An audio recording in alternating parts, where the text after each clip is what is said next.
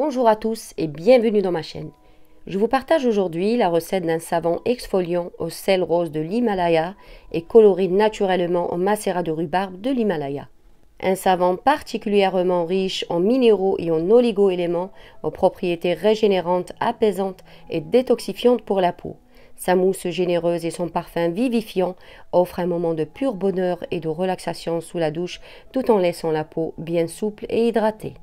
J'espère que ma vidéo va vous plaire. Si c'est le cas, merci de liker, de partager et de commenter.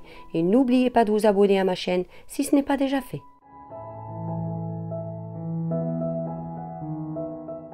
Je commence d'abord par peser mon huile de coco qui représente 80% de mes corps gras. Pourquoi une aussi grande quantité d'huile de coco, vous me direz, alors qu'il est conseillé de ne pas dépasser 30% d'huile de coco dans un savon? C'est tout simplement pour augmenter le pouvoir moussant du savon. Le sel en grande quantité a tendance à diminuer, voire annuler le pouvoir moussant du savon.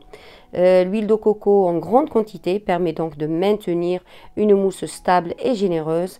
Mais pour contrer son effet asséchant qu'on connaît pour la peau, j'ai surgraissé le savon dès le départ à 20%. Avec ce taux de surgraissage et d'après mon expérience personnelle, un savon même réalisé avec 100% d'huile de coco et surgraissé au minimum à 20% est très agréable pour la peau. Je laisse de côté l'huile de coco ramollir tranquillement puisqu'il fait un peu chaud et je prépare ma solution alcaline. Je commence d'abord par dissoudre 3% d'acide citrique dans l'eau. Ce dernier va réagir avec la soude caustique pour donner du citrate de sodium, un chélateur qui a pour rôle de se lier aux ions métalliques présents dans l'eau afin de les empêcher de se lier aux molécules du savon, empêchant ainsi la formation des dépôts gras sur les parois d'évier et de douche et rendant le savon plus moussant.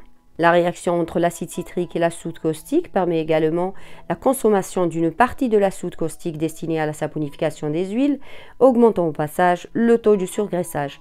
D'habitude, il est conseillé de compenser cette réduction de soude, mais dans mon cas, je ne vais pas le faire. À 80% d'huile de coco, j'ai tout intérêt à augmenter le taux de mon surgraissage. Pour en savoir un peu plus sur le rôle de l'acide citrique dans les savons, je vous renvoie vers mon article du blog. Le lien se trouve en barre de description, juste en dessous de cette vidéo. Attention, au moment d'ajouter la soude caustique dans la solution acide, la réaction peut être très violente et l'eau risque de bouillir, voire déborder du récipient. Donc soyez très prudent en prenant toutes les mesures de sécurité pour votre protection. Je réserve de côté ma solution alcaline, bien chaude. Le temps d'ajouter 20% de macérat de rhubarbe de l'Himalaya dans l'huile d'olive pomace. Je l'ajoute donc à mon huile de coco ramolli. Ce macérat a maintenant plus de 2 mois. Je le filtre qu'à la dernière minute. Il a été réalisé d'abord à chaud, puis laissé macérer dans un placard fermé. Je vous en ai déjà parlé dans ma vidéo du savon rouge. Vous retrouverez les détails de sa réalisation dans l'article relié de ce même savon. J'ajoute maintenant ma solution alcaline sur mes huiles et comme elle est chaude, elle va faire fondre l'huile de coco. Ça s'appelle le transfert de température. Regardez maintenant le changement de couleur, c'est juste magnifique. Le mélange va vite virer au rouge, c'est juste la magie des plantes tinctoriales. Certes, elles sont capricieuses dans sa saponification, mais avouons-le, elles nous offrent un spectacle juste magnifique. Comme vous pouvez le voir, la couleur est bien vibrante, mais moins soutenue qu'avec 50% de macérat de rhubarbe. Je viens mixer maintenant avec le mixeur plongeant pour lancer l'émulsion. La trace va mettre très longtemps à apparaître, je vous préviens. Je vais donc mixer jusqu'à obtenir une trace vraiment franche pour que mon sel reste en suspension dans le savon et ne retombe pas dans le fond des moules. C'est très important à souligner.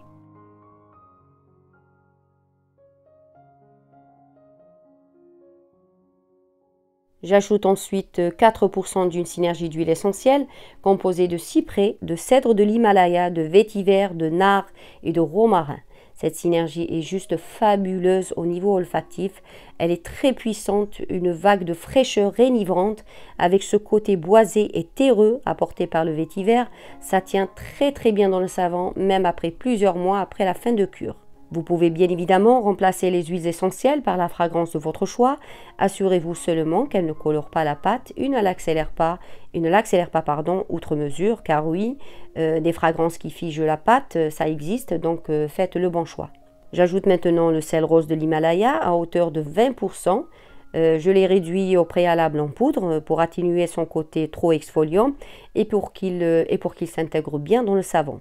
Ce sel se présente sous forme de gros grains de couleur rose saumon.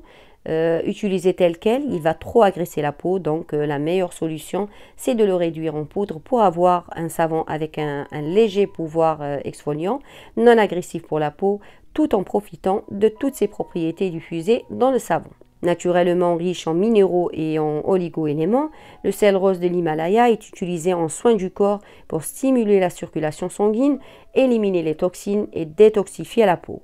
Le savon au sel rose de l'Himalaya est recommandé pour les peaux acnéiques et les peaux atteintes de psoriasis et d'eczéma. Il apaise et calme les peaux irritées ou enflammées. Il traite efficacement les peaux mixtes à grasses. Il réduit nettement les pores dilatés ainsi que les points noirs. Il permet aussi de débarrasser la peau du corps des cellules mortes et des impuretés et il aide à retrouver douceur, vitalité et souplesse. Je coule ma pâte de savon dans les moules individuels pour obtenir une couleur uniforme. Je vais forcer cette fois-ci la phase de gel pour obtenir une couleur tirant plus vers le saumon, une couleur qui rappelle celle du sel rose de l'Himalaya, c'est notre sujet aujourd'hui. Je vous en ai déjà parlé dans ma vidéo du savon rouge. La phase de gel joue un rôle très important sur la couleur finale du savon à la rhubarbe de l'Himalaya, qu'on soit bien d'accord. Pour avoir une couleur bien soutenue, bien rouge, mieux vaut éviter la phase de gel. Si vous voulez par contre atténuer ou affadir, si j'ose dire, la couleur, faites en sorte que le savon traverse une phase de gel complète.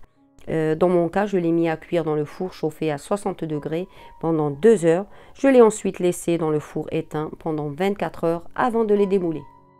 Voici les savons après 24 heures, plus 2 heures de cuisson. Comme vous pouvez le constater, la couleur a carrément viré au rose saumon. Je suis hyper satisfaite du résultat, c'est ce que je recherchais d'ailleurs. Le démoulage est parfait, les barres sont bien dures. Normal, vous me direz, avec 80% d'huile de coco. Je vais leur faire maintenant une petite beauté avant de passer au test de la mousse. Sachez que même si les savons sont complètement cuits, il est impératif de les laisser curer au moins une semaine avant de les utiliser. Ils n'en seront que meilleurs. Retrouvez la poudre de rhubarbe de l'Himalaya dans ma boutique en ligne. Je vous mets le lien en barre de description sous cette vidéo. Pour obtenir moins 10% sur votre commande, vous n'avez qu'à vous inscrire à la newsletter. Le formulaire d'inscription se trouve tout en bas de la page d'accueil de la boutique. Alors pour la mousse, elle est hyper abondante, elle est hyper généreuse et bien crémeuse. J'aime beaucoup cette sensation de douceur laissée sur la peau et puis ce côté exfoliant qui n'agresse pas du tout la peau.